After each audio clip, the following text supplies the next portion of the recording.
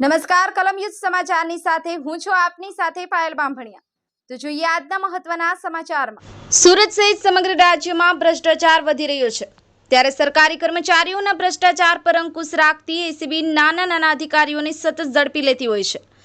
ત્યારે સુરત જિલ્લાના માંગડા અને વલથાણ ગ્રામ પંચાયતના તલાટી કમ મંત્રીને 40,000ની લાંચ લેતા રંગે હાથ ઝડપી પાડ્યો છે। કામરેજ તાલુકાના માંગડા વલથાણ ગ્રામ પંચાયતમાં વર્ગ 3ના તલાટી કમ મંત્રી ભરતભાઈ કનુભાઈ વાડા ફરિયાદી પાસેથી ભાડે રાખેલી મિલકતના ગ્રાઉન્ડ ફ્લોરના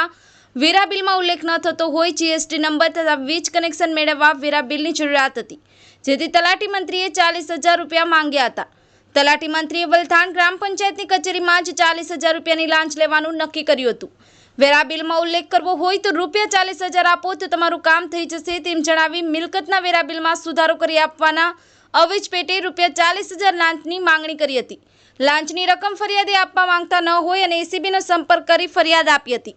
જે આધારે લાંચના છટકા દરમિયાન ફરિયાદી સાથે હેતુલક્ષી વાતચીત કરી લાંચની રકમ સ્વીકારતા પકડાઈ ગયા હતા।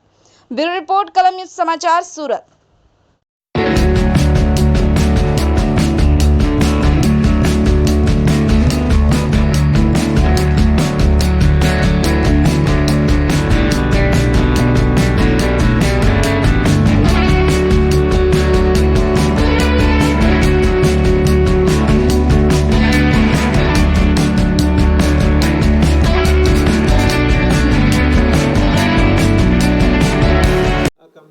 ફરિયાદી એક જાગૃત નાગરિકે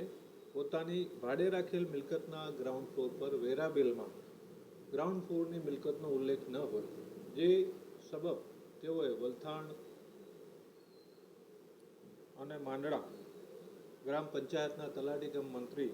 જે કામના આરોપી ભરત કનુભાઈ વાડા તલાટી કમ મંત્રીનાઓનો સંપર્ક કરતા તેઓએ આ કામ માટે ફરિયાદી પાસે રૂપિયા 40,000ની માગણી કરેલી, જે પૈસા આ કામના ફરિયાદી આપવા માંગતા ન હોય તેઓએ સુરત ગ્રામ્ય એસીબી પોલીસ સ્ટેશનના પોલીસ ઇન્સ્પેક્ટર શ્રી એસડી ધુબીનાઓનો સંપર્ક કરતા તેઓએ ફરિયાદ લઈ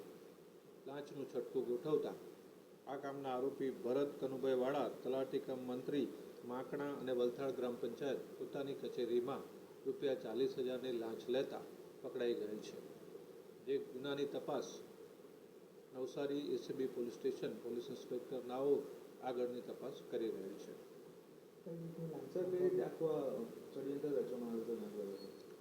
આ કામના ફરિયાદીએ પોતે એક મિલકત ભાડે રાખેલી હતી, જેમાં ગ્રાઉન્ડ ફ્લોરની મિલકતનો ઉલ્લેખ ન હોય ફરિયાદીએ તલાટી કમ મંત્રીનો સંપર્ક કરેલો અને જે બાબતમાં વેરા બિલમાં ગ્રાઉન્ડ ફ્લોરની મિલકતનો ઉલ્લેખ કરવા માટે તલાટી કમ મંત્રીએ ફરિયાદી પાસે પૈસા માગેલા અને જે પૈસા ફરિયાદી આપવા માંગતા ન હતા, જેથી તેઓએ સુરત ગ્રામ્ય એસીબી પોલીસ સ્ટેશનનો સંપર્ક કરેલો અને જે આધારે ગઈકાલે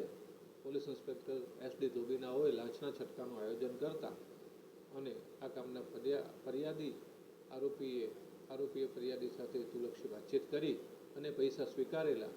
અને જે તેઓની કચેરીમાં પકડાઈ ગયેલ છે।